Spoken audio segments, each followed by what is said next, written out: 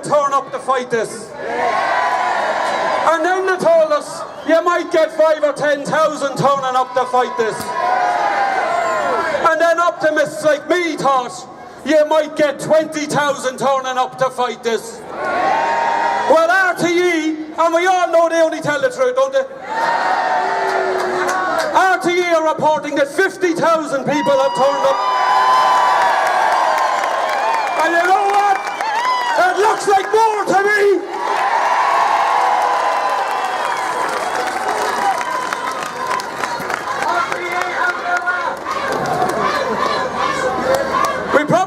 We probably still won't make the news, you know. Now I'm going to start calling the speakers. We don't have a huge platform of speakers. We've got 6 or 7 speakers and a little bit of entertainment in the middle that I think you'll all enjoy very, very much.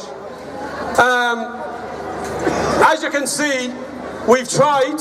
We couldn't anticipate these numbers, to be honest with you. We've tried as an umbrella group for all of your community groups to steward this ourselves. We've fallen back on the numbers. If we'd known there was this many going to come, we would have put a lot more stewards on the ground. But that's a sign of success. It's not a sign of failure. I'm sure it'll be reported in different ways. But if anybody tries to report this as anything other than a success, they're not right in the head, comrades. Now, the one thing I would ask for, and I know we all have different views, I fall out with people all the time, anybody that knows me knows that. We're going to have a selection of speakers. We've tried to create a broad platform, so I would ask for respect for all the speakers. You'll be glad to know they're not all going to speak for very long anyway. So if there's any of them you're not that happy with, they'll be gone in a minute.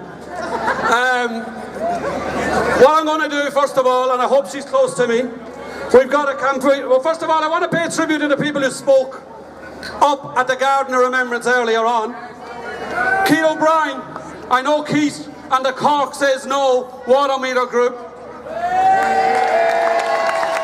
And congratulations to all the Says No groups who've been walking these streets for months.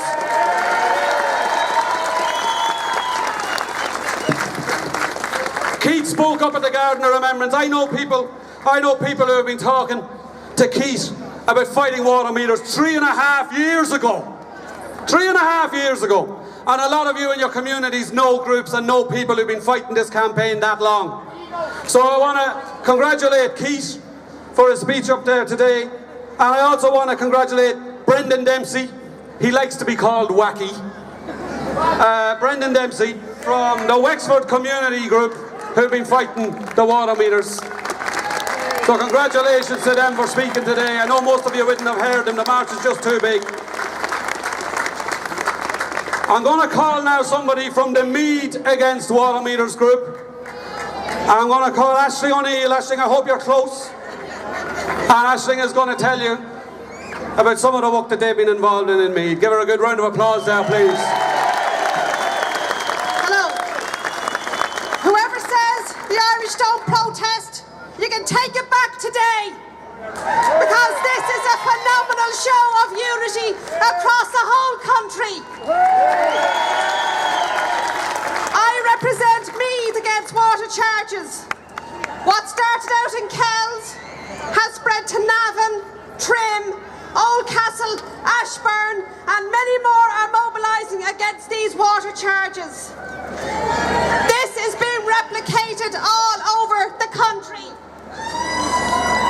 The government is trying to enforce this charge that will greatly affect us all, but will greatly unite us all. These charges will be beaten by 2 groups. Those that can't pay and those that stand in solidarity with them and won't pay. We are constantly told that we can't expect our water for free. After 100 years of taxation, the people of Ireland have paid for their water. We're still paying for it. We've also paid for the 11 billion worth of infrastructure that has just been gifted to this quango that is Irish water. We're also told that we desperately need funds to address the 40% leakage. Yet the government saw fit to spend 85 million on consultants and 457 million of our property tax. Already we see the chosen few have made money off our backs. We are all aware of the reasons for these charges. In 2008, this country was brought to its knees by bankers, speculators, inept politicians, both in government and opposition, and inadequate regulation. The bank bailout of 2008 cost every man, woman and child in this country €9,000. The average paid across Europe was €192. The Irish people are finished paying. We're finished.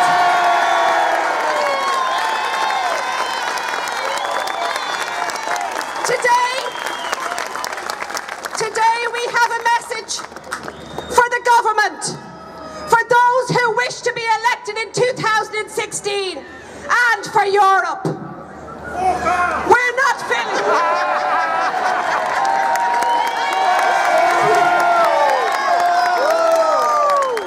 We're not filling out any forms.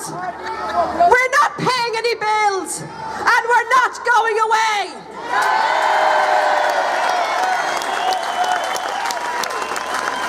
Today is only the beginning. We'll be back and we'll each bring more with us. Because remember one thing, Ireland is not for sale. Ashling, come here. Ashling, come back here.